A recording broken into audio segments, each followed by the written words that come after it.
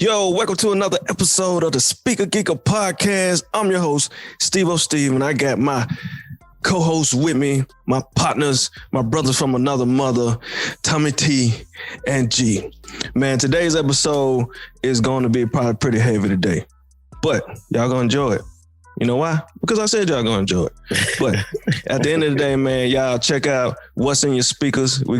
I'm sure we got plenty of new music for y'all to write down, check out. We also got some heavy news, real heavy news. So I'm gonna prepare you real quick. Yeah. And then also, man, today's topic is focused on a BET special, a 30-minute documentary called Hip Hop versus Trump.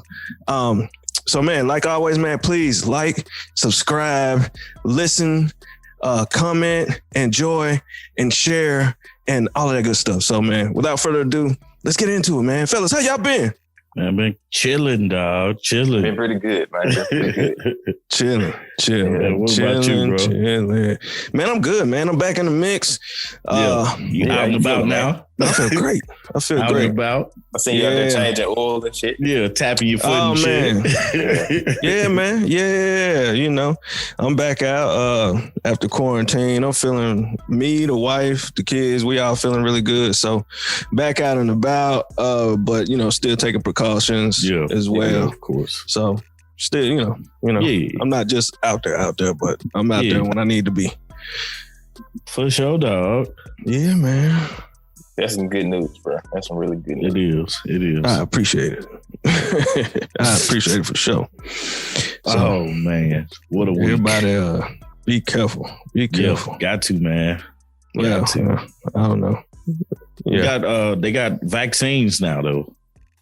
Is what I heard. Yeah, we get a lot of reports, man. Yeah. One today that I saw was like, what, 94%? Yeah, Moderna was 94%. I'm thinking to myself, like, ain't they the ones that make the bottles?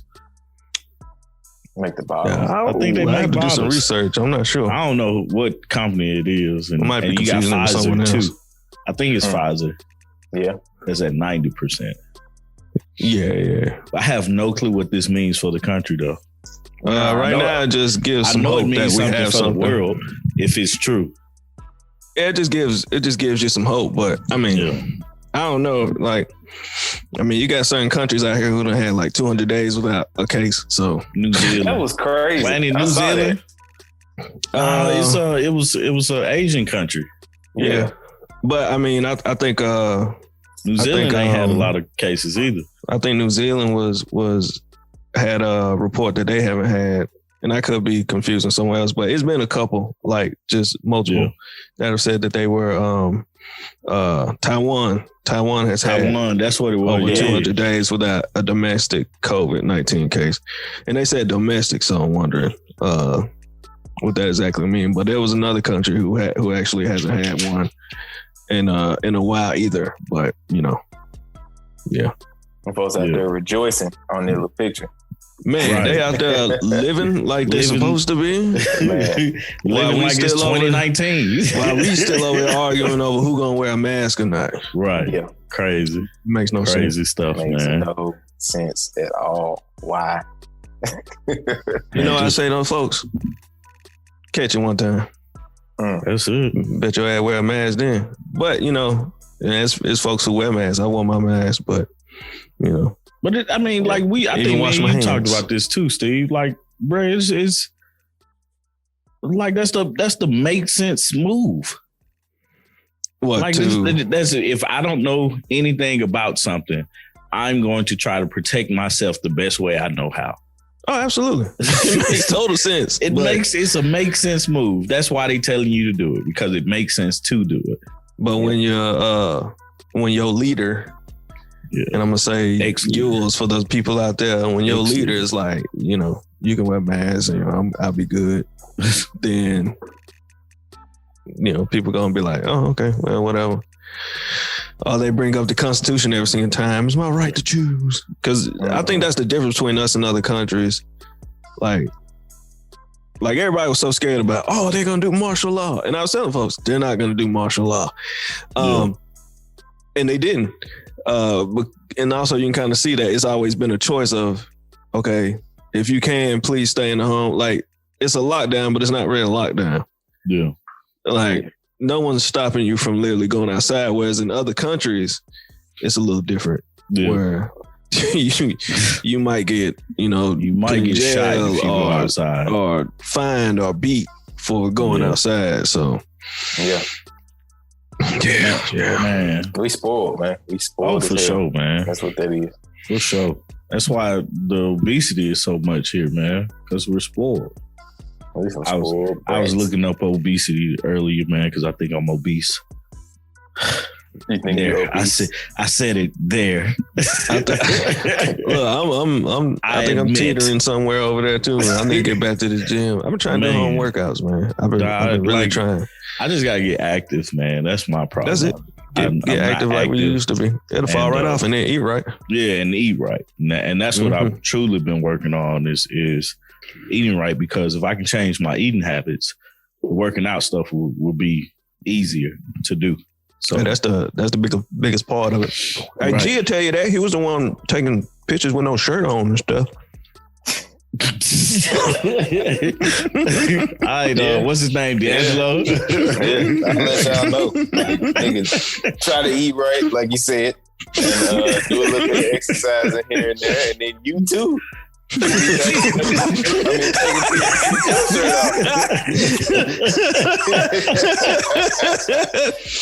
you have it, kids. There you have it. Dare to be different. Do not cook with grease. How about that? Or do it in moderation at least. Right. Yeah. Absolutely, food, man. I'm a keto type of dude, so when I do it, it definitely works. Oh, that's too funny, man. For sure. People gonna be all right though. All we gotta do is just eat some vegetables now and then. You know what I'm saying? You know when you need to eat some vegetables. So eat you some vegetables. Like, it's gonna be a little voice in the back of your head telling you, bro, you ain't been eating right. Like the little Martian on when it get hard for you to poop, it's time to eat something green.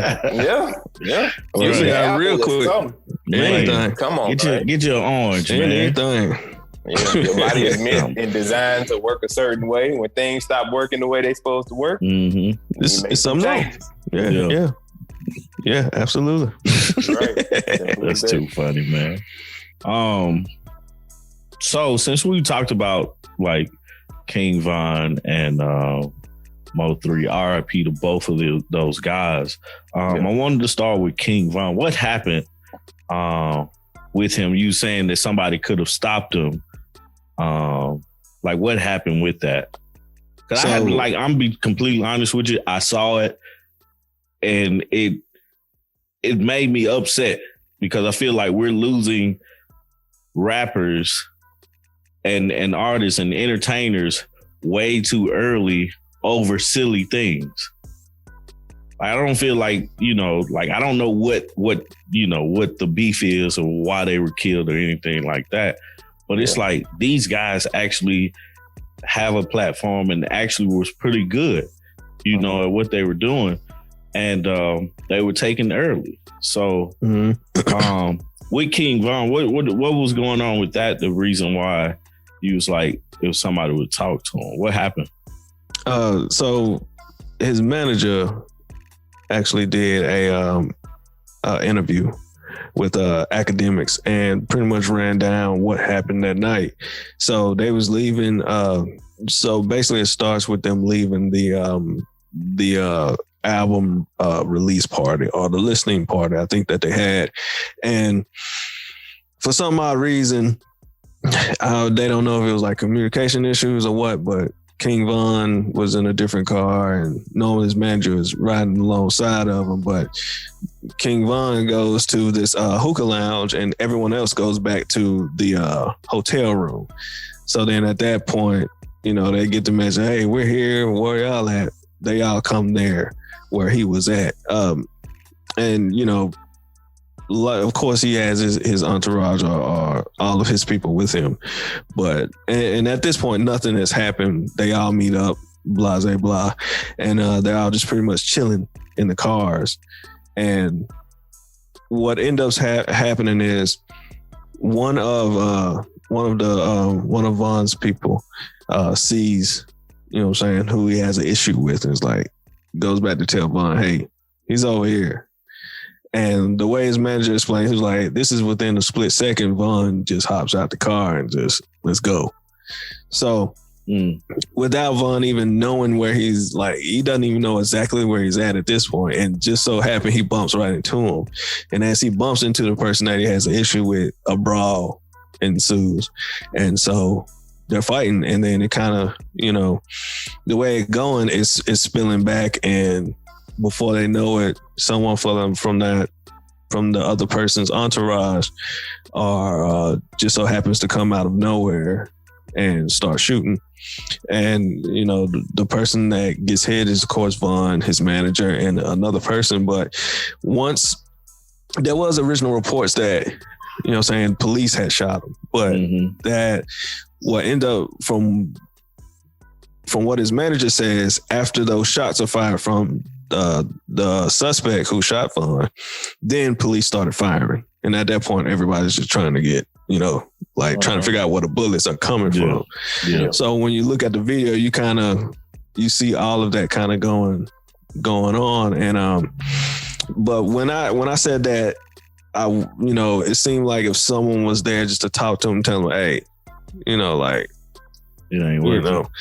Yeah, but I mean, when it's beef, it's beef. But from hearing that story, it just seems like, man, if there was someone just to be like, yo, let's chill for a sec, before doing whatever, maybe he could still, we can't tell the future, but maybe he could still be here today. Boosie did an interview with Vlad and they talked about King Von, and Boosie said that night he actually talked to him and was sending him a record. And Boosie was even like, man, I was supposed to go to that hookah lounge, but everyone was asking him to go, but he didn't go. He was like, man, I had something else to do. But he was even saying, he was like, I wish I would have, because maybe I could have just said something to him. Because, these things happen in such a split second, like Vaughn's managers said, they happened it was like it's like a second and a half and all this took place. But, you kind of, we can't go back in time, but you wish that someone was there to be like, wait a second. You know what I'm saying? Like, tell everybody, wait a second. Yeah.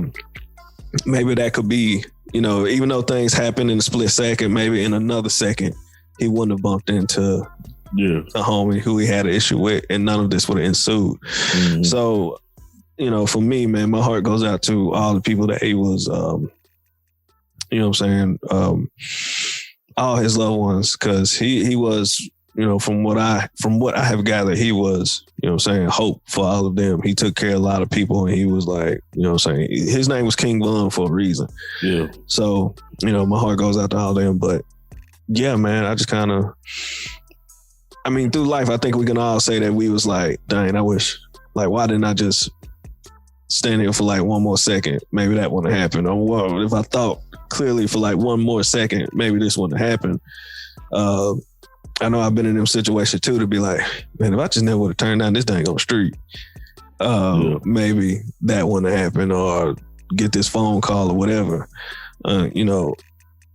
So that what I meant by like, man, I wish somebody, maybe someone could have been like, yo, not tonight. Or like told the person that was going to tell him, hey bro, don't go. Like, let's just chill tonight.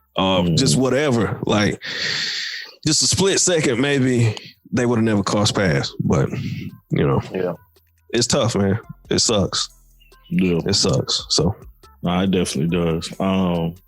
Then Mo 3. We talked about Mo 3.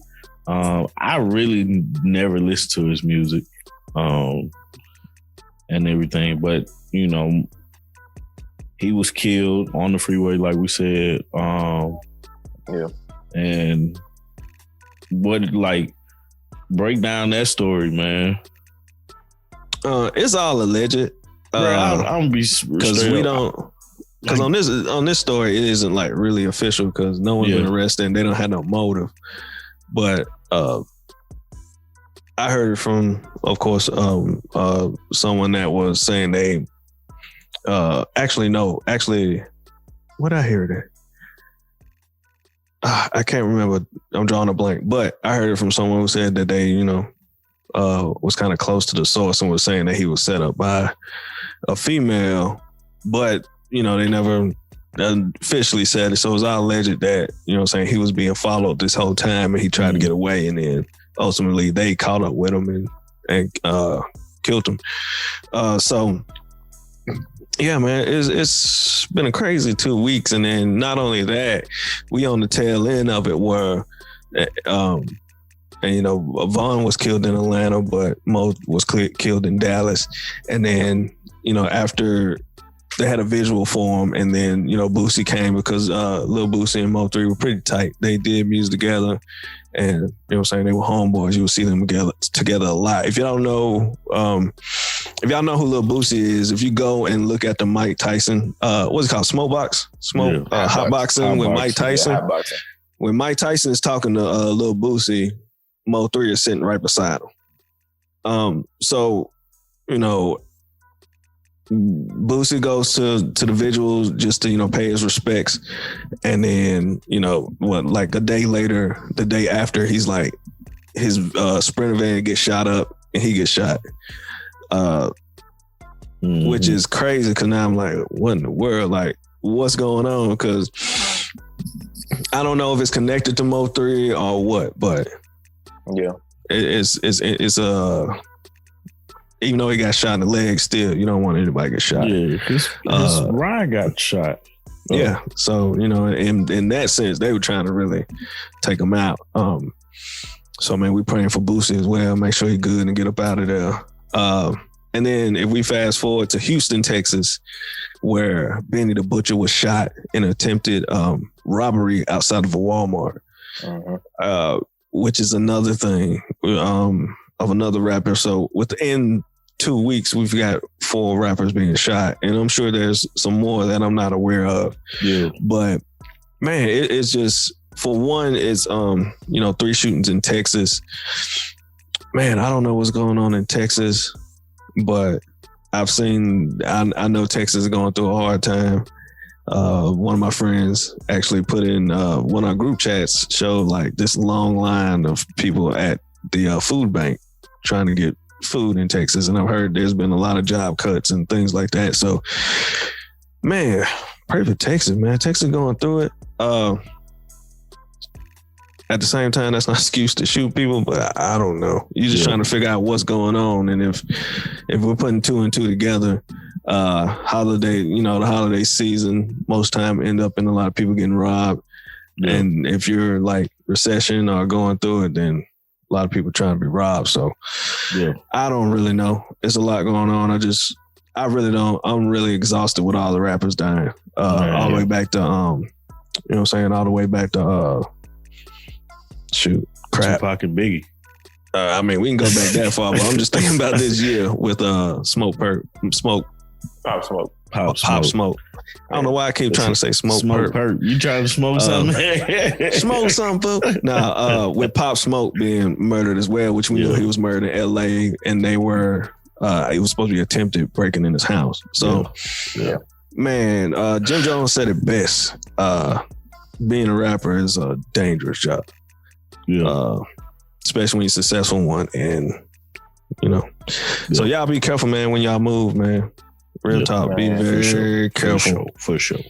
I thought it was crazy because I was thinking about it when I saw some of the news earlier, or I guess it was last week at this point.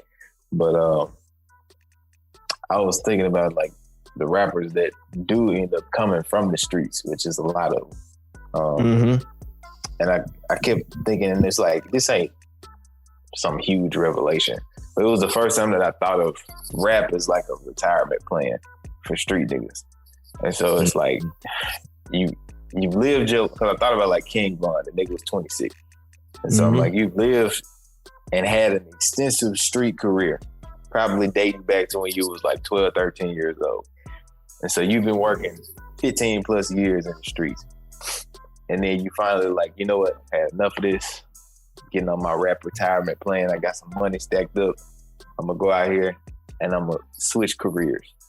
But you still bringing everything from the streets that you had all the beefs, all of the issues that you had up to that point, which kind of fueled the music, like, which is what I was thinking of as I was listening to Crazy Story Part 3, because it was like, it was a lot going on in the story, like people being set up and shooting some lady and shit, and I'm just like, this is crazy, bro. Like, this is a crazy fucking life to be living. And then he got shot in the video, like he had got shot in the arm, like during the story. So I'm like, this is your life. Like, this is what you have said is okay. This is what I'm gonna do. It's worth it for me to do this because I get to, get the benefits of being successful in the streets. But then after you've reached a level of success in the streets, and then like people have noticed your talent, then now you're looking at, all right, I got a new move that I can make. I can go into this legitimate rap game. And then when you get in there, you're looking over your shoulder all the time. And then at the same time, you got the same kind of mind state and the same kind of like paranoia and shit, and the codes that you've been sticking to your whole life that you bringing into your new business venture. And it sounds like that shit just was too much. Yeah. It just was too much, especially in his case where you're talking about like he hopping out the car. As soon as somebody say, ooh, there go that nigga right there, like he didn't even think twice about it. It was just like, we gotta go get this nigga. And it's like, damn, bro, like that ain't even the big picture, bro. Right.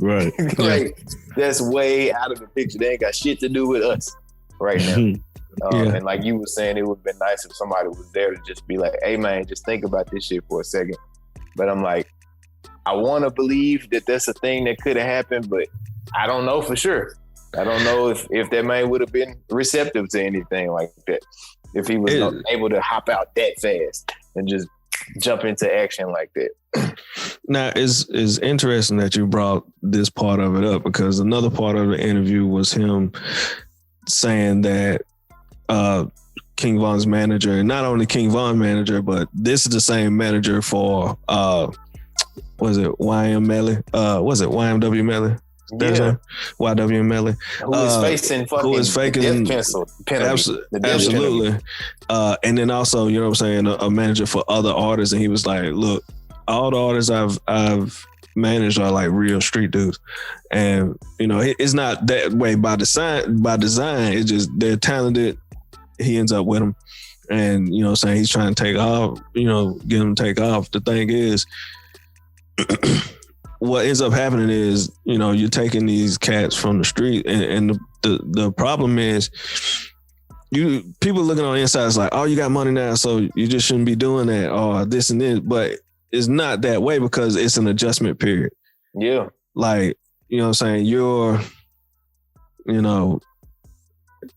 initially you're getting out of the game and you're trying to take care of people and be fine, but the stuff that comes with it doesn't care. Like, nah, we still got a problem. You know what I'm saying? Yeah. Like, I'm coming, like, that comes with them. It's like this baggage that comes with them. And he's just like, he doesn't want it to be that. He's like, even in the interview with Academics, he's like, dude, I've been doing this for a long time, but I'm like kind of at the point where I don't want to do this anymore, because either they end up in jail or dead.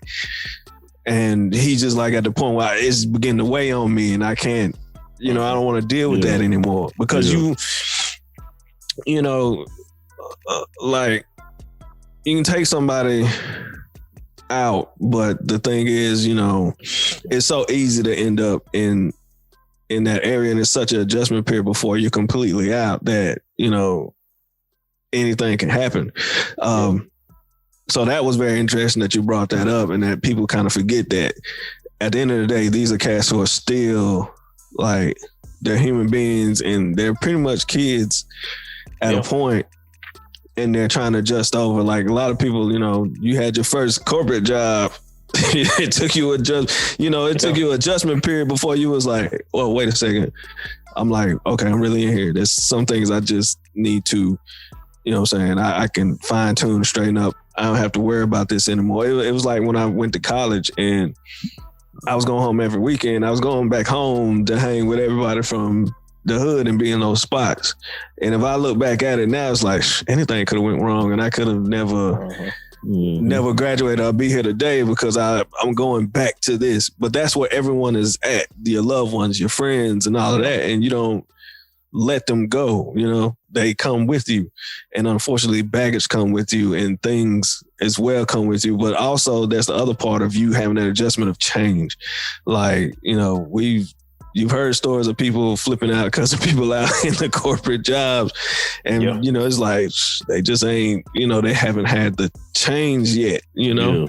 Whereas, some people end up being successful because they can be like, all right, I got to do this a different way. Or, you know, in the case of this, it's like, you know, I gotta roll a different way. I can't be out here in these streets doing this stuff. So the second half of that is what was surprising, that his man was saying normally King Von knows exactly where to go, what to be. He can really read the room well. Normally he's not in these situations. But he specifically said, if you go check out the interview with Academics, he specifically says, like, for some reason that night, everything was off. Von was off. He wasn't himself. He didn't seem like himself, and he was doing things kind of out of what he would normally do. So, you know, it's, man, I don't know how to explain it, but, you know, sometimes, you know, people be like, man, I knew something was going to happen that night. I just couldn't explain. Couldn't explain it. It's like you're going through the motions and then it happens. And you're like, dang, like we were saying, if somebody was there, if it changed? We don't know. But, you know, sometimes, you know, I don't know. These things, life is weird, but yeah. So just moving right ahead, man, because like this stuff bringing me down, man. One positive thing from this week, or the news from last week, Jeezy versus Gucci is happening. Yes, no more Tip versus Jeezy. We getting what the hell happened to Jeezy versus I don't know. It's a good substitution. Yeah, I ain't mad. I'm just like, I mean, I don't know exactly how it happened, but I can read you what Tip. I can read you what Tip posted on Instagram. And if you give me a second to pull it up, because I got he posted it the same night as, you know what I'm saying, we all started. What was that, Friday? Thinking about it. That we heard about it? Crap, when was the night I posted in the Slack? What if it was Friday? Like a test? Like, what if they was just using it as like a test to see if people would respond? And, like they knew everybody was wanting that, bro. Like, so icy. Well, when Jeezy said that, when the whole interview came out, Jeezy was like, man, the only way I was gonna do a versus was against Gucci, and Gucci respectfully declined. Yeah. Then the ball was set in motion. Yeah. And then you knew that, all right, Jeezy only did it because, you know, Tip, which is his, like, you know, like we spoke before, Tip and Jeezy are like, you know what I'm saying, brothers at this point. So, you know, pretty much he was only doing it because of Tip. But when he pretty much came out and said that, hey, you know, the only person I would have really done this against, the only way I was going to do a versus would have been against Gucci. But, you know, I talked to Swiss and them talked to him, and he told him that, and then Swiss and them told him that, you know what I'm saying, he declined, he didn't want to do it. Yeah. Then I think the ball was set in motion, and everybody was kind of talking about, like, wait a second, wait, what? Yeah. And then I guess Gucci got word of it, and I don't know how. I honestly don't know how it came about, but I'm just somehow they got Gucci on board, and boom, we got it. And let me see what Tip pretty much put up, because he posted it. And let me see, I wish it would tell me when this. It was posted 2 days ago, so today's Monday, so it was a Saturday night. Yeah. That's right, it was a Saturday night because I was watching the fight. I was watching the Crawford fight. But pretty much what he put on there, he was like, now this ... is what the people want to see. And then he added Swiss, Timbo, Jeezy, and Gucci, and he put Trap Music Salute Y'all versus 11/19/2020.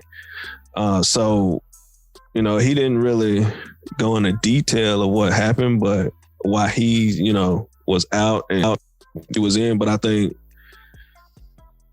I really think I think at some point they saw what could be, and I think Gucci probably saw what could be, and we got it.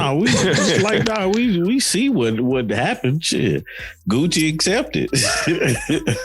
Gucci said, originally he didn't. Originally he said no. Originally he didn't, but so how did we get? I think they kept talking to him, man. That's gonna be like regardless.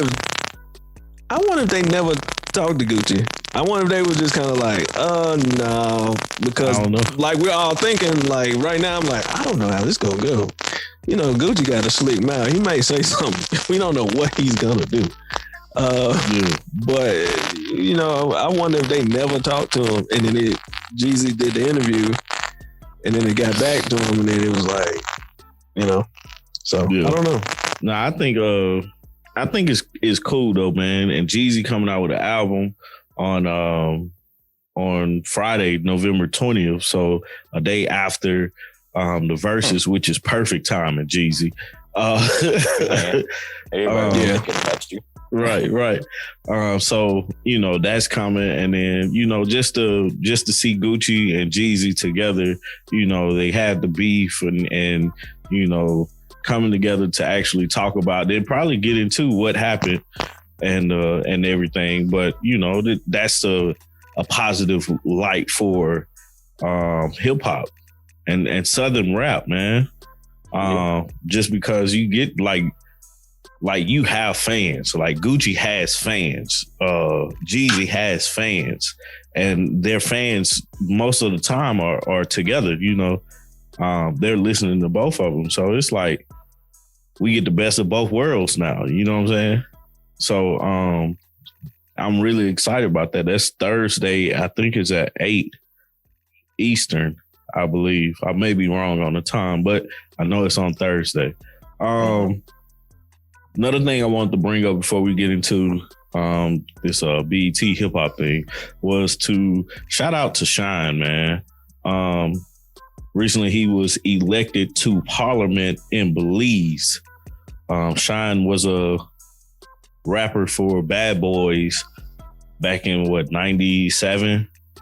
97 to 90 to like 2000 or something, right? But he went to jail in 2000, and when he got out, he was deported to his home. So it's good to see that he's doing well now and also making a difference in his country. So shout out to Shine and good luck with his new job. So, fellas, before, like this documentary, man, I checked it out. Hip Hop versus Trump, a look into hip hop's rocky relationship with the man. It's the title of it. It's on YouTube. It's 30 minutes long. It was from the BET Hip Hop Awards. That's when I guess it came out during that time. The first thing I noticed about this documentary was Donald Trump signed a $20 bill. and why that stood out to me so much was the fact that people actually gave him some money to sign. Just shows you how much people, like the effect that he had on people before he became president. Like how people looked up to him and put him on a pedestal before he became president. The first question to you guys, what was your initial thoughts on it?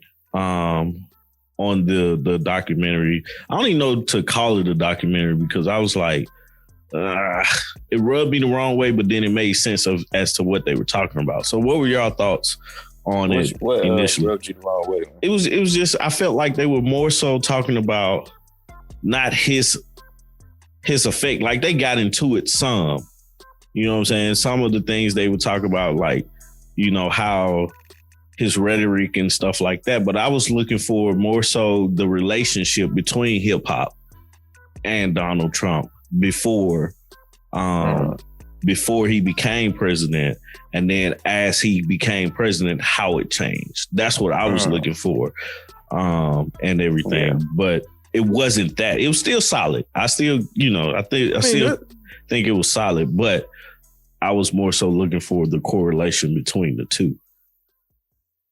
I think that's what it.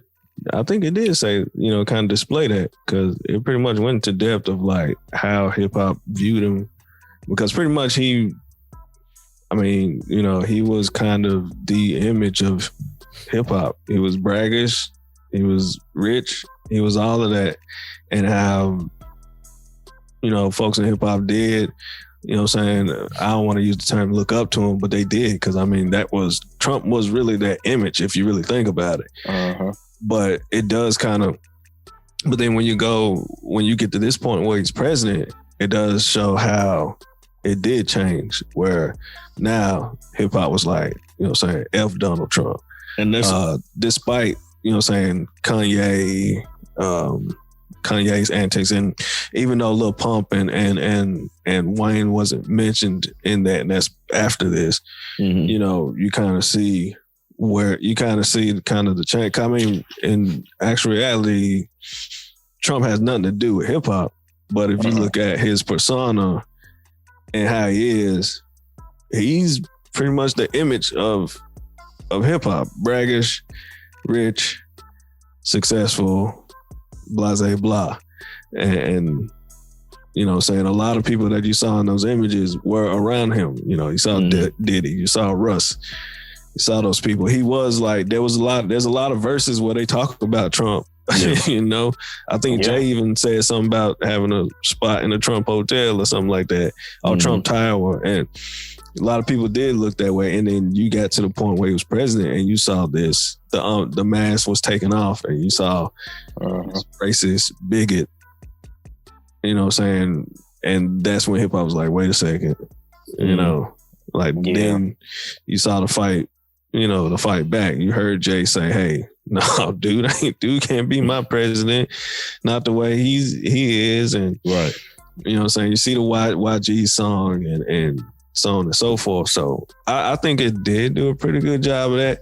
Now, I don't, it's 30 minutes, so I don't know how far they can get into it. But for 30 minutes, I think they showed you where, where he was this, and now that, he's over here, and now he's this, where the switch was at, and all of that. And the truth is, he probably was like that the whole time.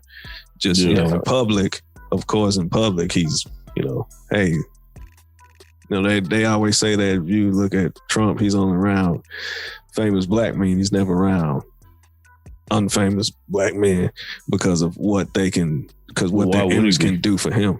Yeah. Mm-hmm. Like I was gonna say, why would he be? Because he's not that type of person.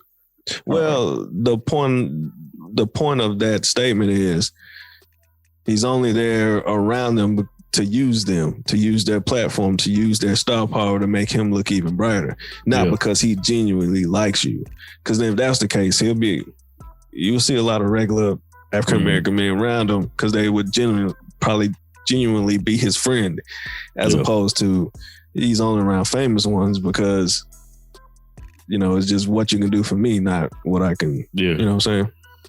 I feel like that was a two-way street though. Like even when rappers were more closely affiliated with Donald Trump, or using him as a reference point in song lyrics, I think it was just a way to associate themselves with riches and fame and fortune.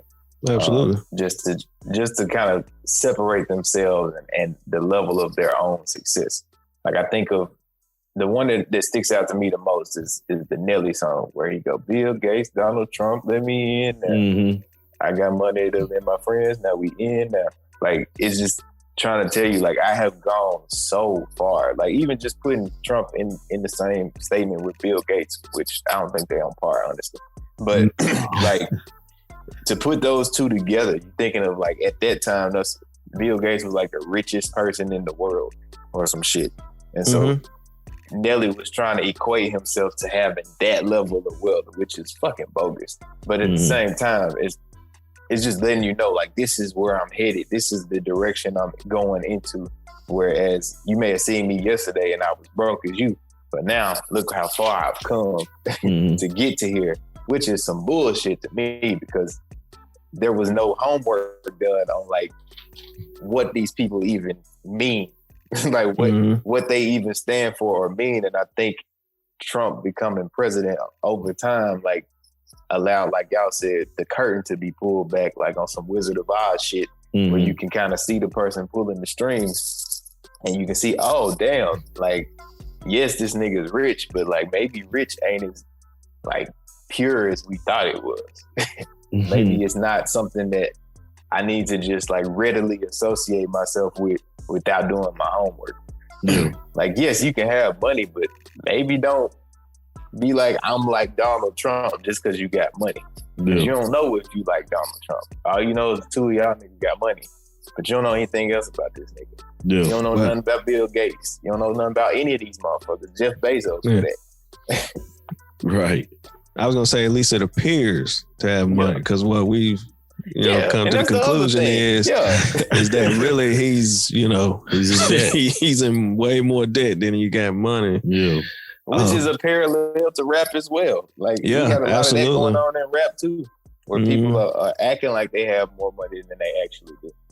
Absolutely. And that's why that's why I guess at the point you can see that he is the image of rap. Like, he is that of hip hop, the actual image of it. Not, and don't get me wrong, not the pure lyricisms type stuff, but the braggadocious money, I'm rich. I can have all I want, blah, blah, blah image, The commercial side. Yeah. And then, but he's also the image of a lot of false, flogging situation, because really he isn't that person. Right. It's for me, it was more so, and like I said, man, I still think it was put together well, but it focused more so on the political Donald Trump. My thing was, I was looking for that moment when Donald Trump became immersed into the hip hop world, because in the beginning, it wasn't about, I got this, I got that. It was like, we're having a party and, I'm jumping on the mic. You know what I'm saying? What? But it changed. Hip hop changed somewhere in the 90s, where that I have this, I have that. That braggadocious ideals come into play. And the problem was like how, we only seen his representative, Donald Trump's representative, and that's what made us be like, okay, that's success in hip hop. That's where I want to be in hip hop. But why wasn't it a rapper that was that person, or another person? Like, why Donald Trump is the question.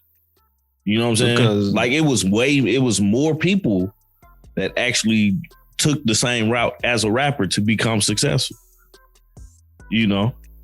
And it was just kind of like, is it because Donald Trump's name kind of goes in hand to hand with, or rhymes better with some of the things that we talked about, or rappers talked about at that time, or what was it? I think you're trying to put Donald Trump in hip hop, but he's not. Donald Trump is just the figure that rappers was like, oh, Donald Trump is successful. Donald Trump is, like I was saying, Donald Trump became like the image because that's what he did. Donald Trump never got on the mic. You was never going to get none of that. He didn't want no mic or none of that. He was at the parties. You saw him clearly with all of them. Donald Trump's name was pretty big. You knew Trump. You know what I'm saying? So I think you wanted a story of, Donald Trump invested in some, artists. I wanted to talk more about hip hop itself. But it was none of that. That's the thing, though. Donald Trump honestly has nothing to do with hip hop. He's just all these artists and the black artists and black record execs viewed him as success because of he was, Donald, like G just said, you will hear the name drop of Trump and Bill Gates. But the only thing they have they have really no relation to hip hop. It's just they have money. You know what I'm saying? It's the old saying of like, they view the white person as the successful person. Mm-hmm. See what I'm saying? It was never that they really had, you know what I'm saying, any real dealings with hip hop. But the thing about Trump was he would be around. You saw him in the pictures with Diddy. You saw him with Russ. He would be at, you know what I'm saying, certain stuff within the hip hop realm. Trump was accepted into hip hop because of the heads of, or the leaders that we had in hip hop, because of his money, because of his success and everything like that. But really it's like, once he got into public office, we started to see a real representation of him and his goals.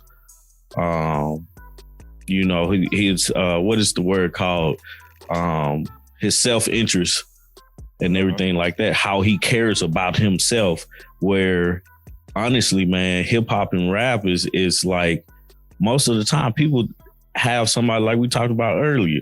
King Von is named King Von because he has a tribe to take care of. You know what I'm saying? Whereas, you know, most rappers have somebody that they're taking care of as well. You know, so you get to this self-centered man in Trump who's tied to hip hop, because I mean, he's in so many people's verses. He's, like you said, he's around so many heads and taking pictures with Diddy and Kanye West and him are boys. They had Kanye West looking the fool on this one, man. No, Kanye West had himself looking the fool. Like I'm saying they and Kanye West looked the fool. Talking about the hat made him a suit. I forgot about that. And the hat gives him superpowers and stuff like that. I was like, no, man. No man should make you feel that way. Absolutely. Like, why didn't he go back to his song? Not one man should have all this power. Like, dude, come on. But like, I compare Trump to a luxury car. Yeah. You know what I'm saying? Like, all the artists take pictures of that, and that's what they aspire to get. That's all Trump was. Yeah. You aspire to get to that position. You know, it just, I don't know. Like, I'm trying to think, is there a African-American male out there that we could have used in hip hop to be like, that's outside of hip hop to be like, I aspire to get there. But I think, you know what I'm saying, Trump had the name and the success behind it.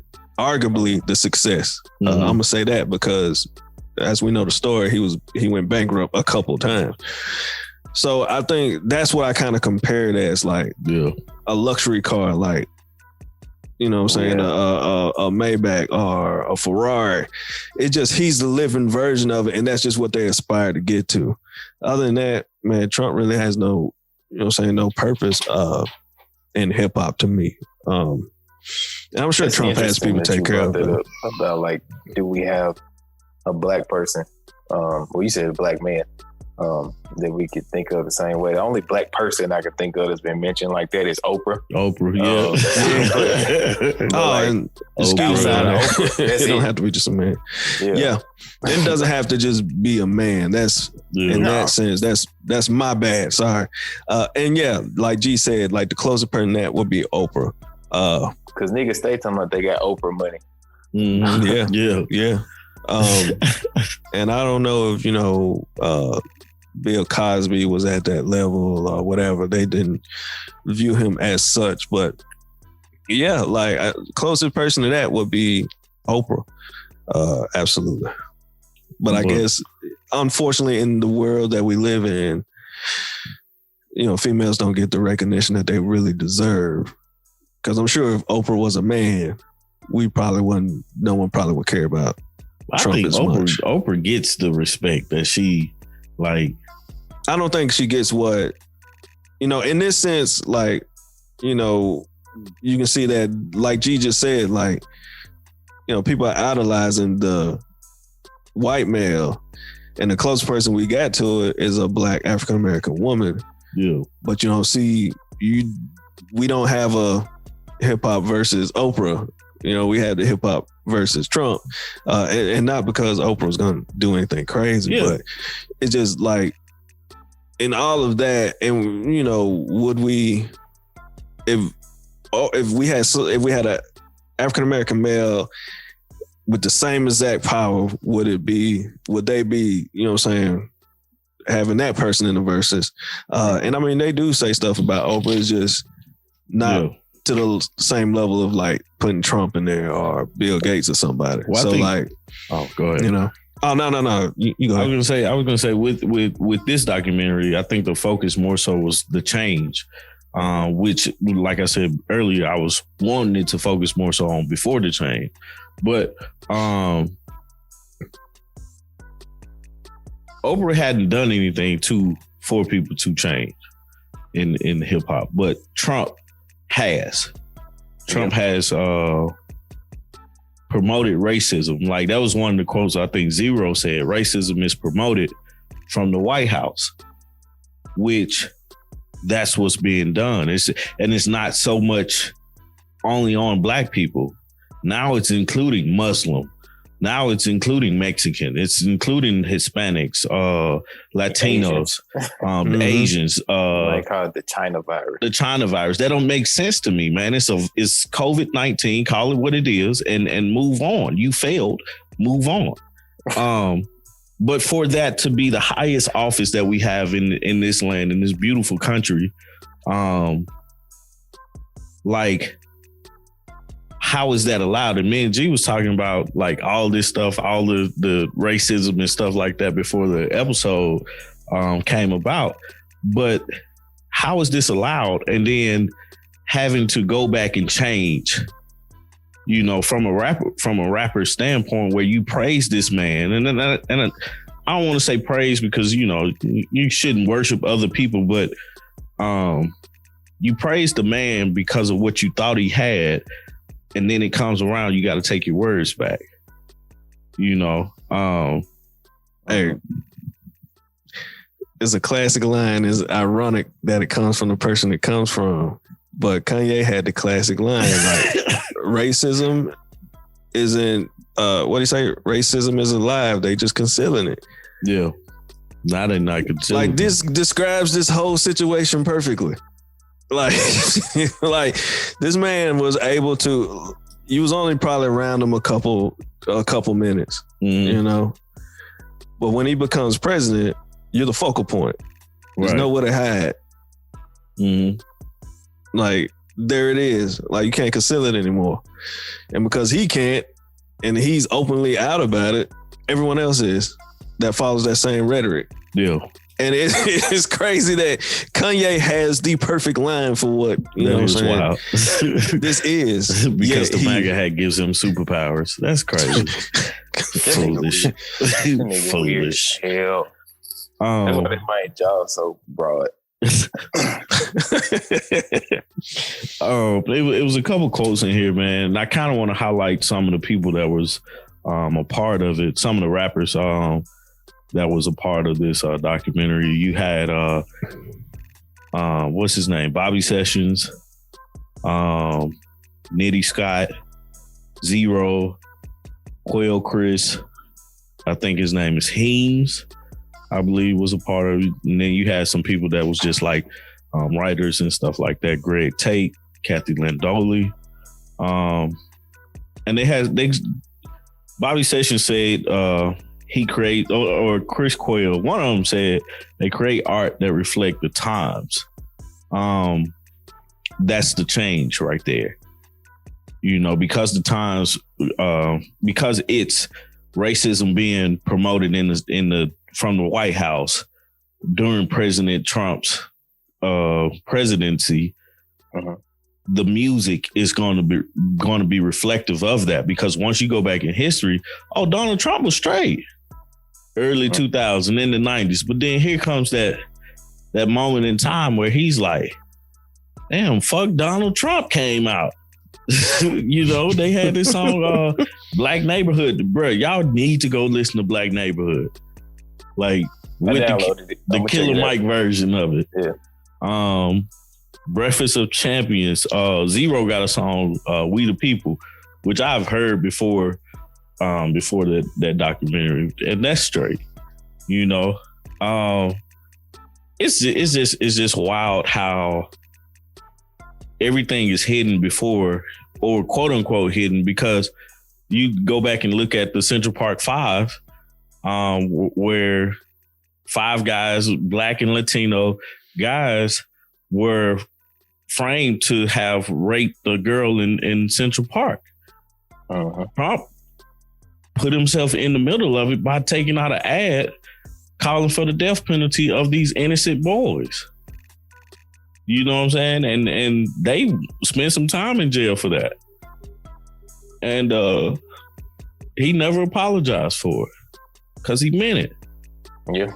You know what I'm saying? So how can you be that evil to somebody, man? You know, and then like be praised in a music category that's changing the world. You know, and then all of a sudden it changes back. So it's not like the signs wasn't there.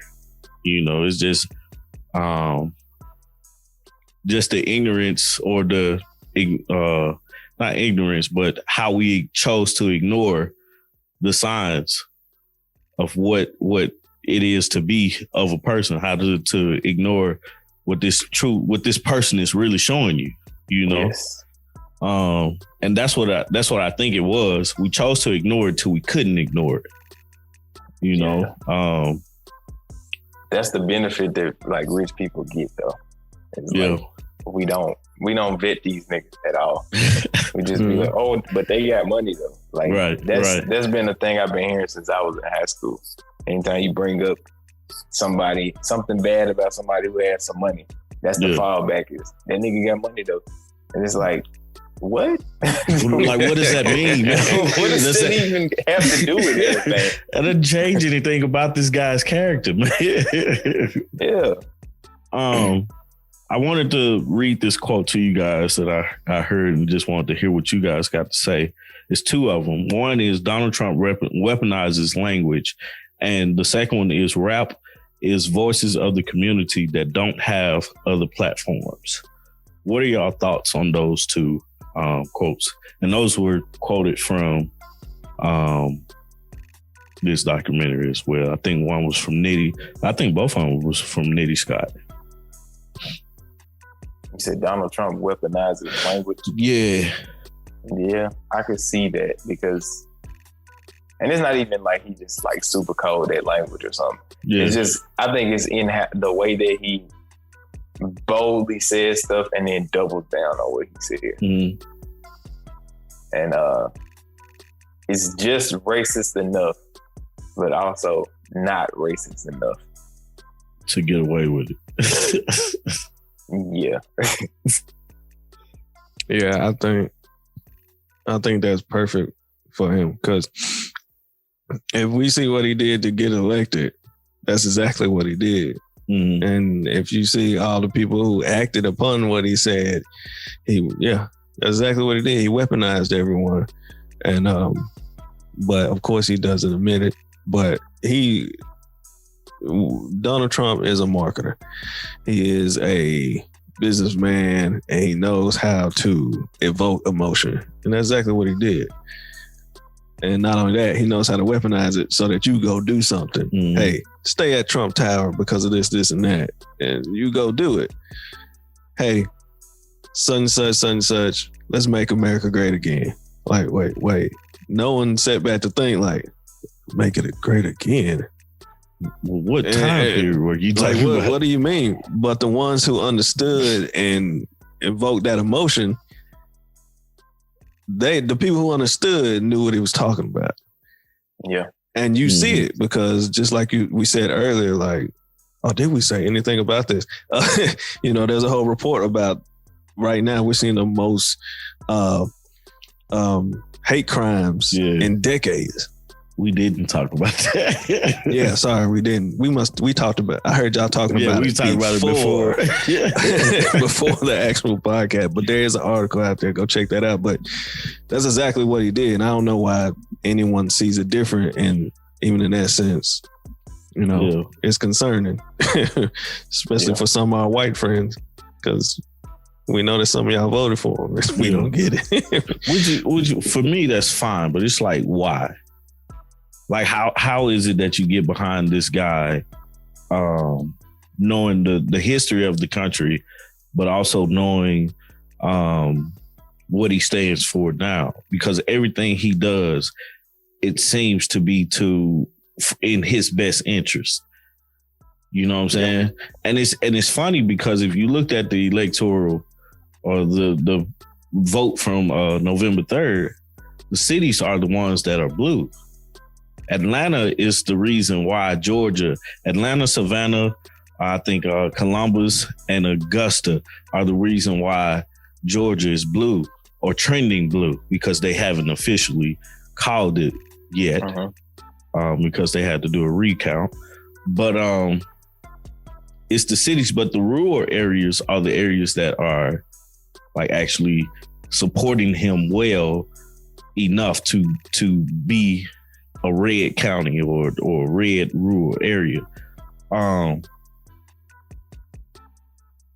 It's like, bro, it's weird, man. It's like the weirdest thing, man, because we basically, you got to see a man that's on top of the world actually fall from the people that, he wanted to be in support of him.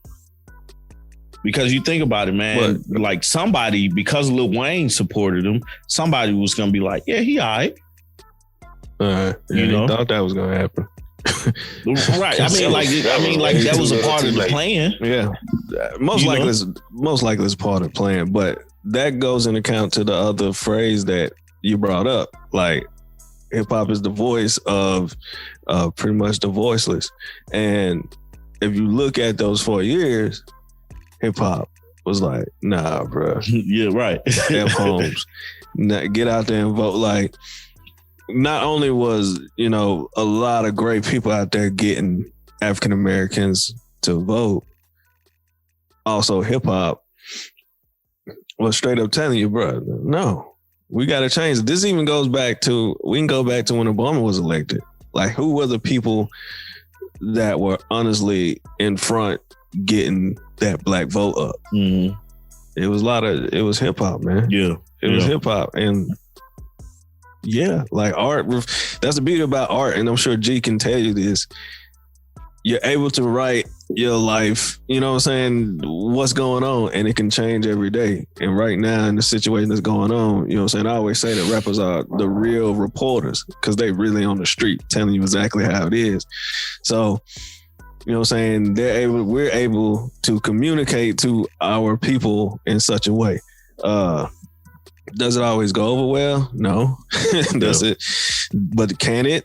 Yes. And we've seen it when Barack Obama was elected. And I believe we're seeing it now with Joe Biden being elected, because you can see those urban counties really take initiative. Yeah. I mean, look at Philly.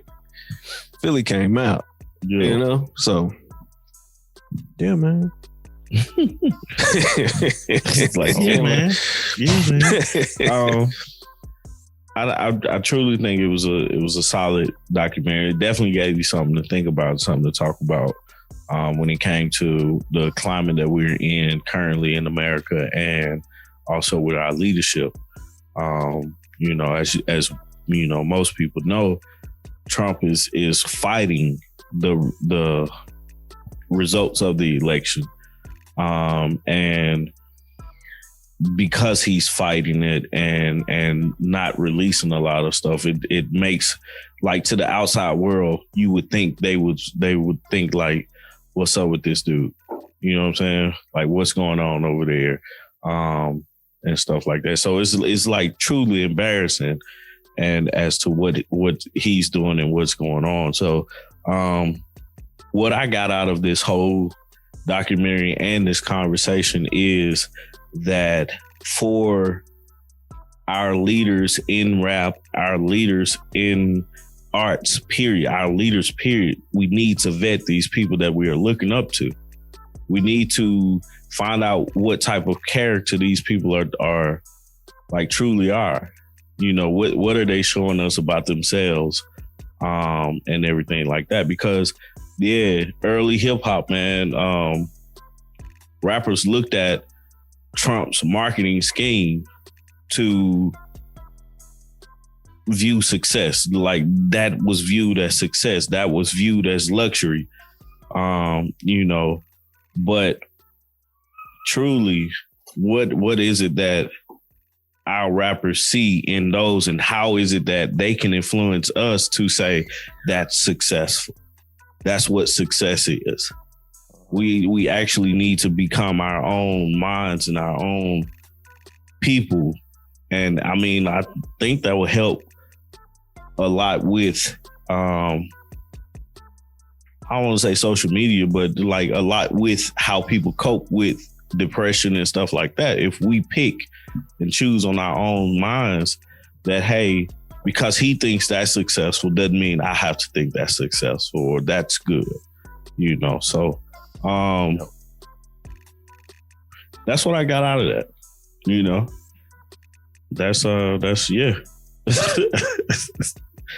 So, you guys let us know if you guys have watched it.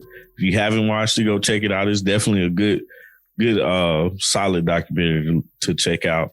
BET really stepped up this year with a lot of the stuff they're doing during this time. The BET Awards was really dope. The BET Hip Hop Awards was really dope this year too. So if you haven't, go check it out. It's on YouTube. Just type in BET and Donald Trump. It should pop up. But yeah, thank you guys for listening to another episode of the Speaker Geekers podcast. If you haven't already, please go subscribe to the channel, like this video, hit the bell, get the notifications every time we drop something new. Y'all like my bell. Follow us on Instagram and Facebook at Speaker Geekers Podcast. You can follow me on Instagram at I am Tommy T the Third. You got Greg at instantly_G, and you got Steve at the Great Steve-O Steve. Did I miss anything, guys? Y'all got anything? Hey, that documentary made Trump look like a total shithole. Bro, like, Trump makes Trump look like a shithole. I know, but like, the documentary just put it. The documentary was like, that little guy with the pistol. The ways he talked to those reporters, like he was just kind of like, he's a complete jerk. Yeah. You asked bad questions. More views than 600, and I think he got like 627,000 views on YouTube. Yeah, something like that. I think it need more. I think it need more. Yeah, I mean, like, people need to check it out, man, just to really see, you know, what's going on. I've been telling people all the time, I can't wait till the movie come out. You know, there's gonna be a movie out about this, and I'm curious to see how he's gonna be depicted in history. As the worst president of all time. I think so. But yeah, man, that's it, man. I'm out. Peace. Peace out.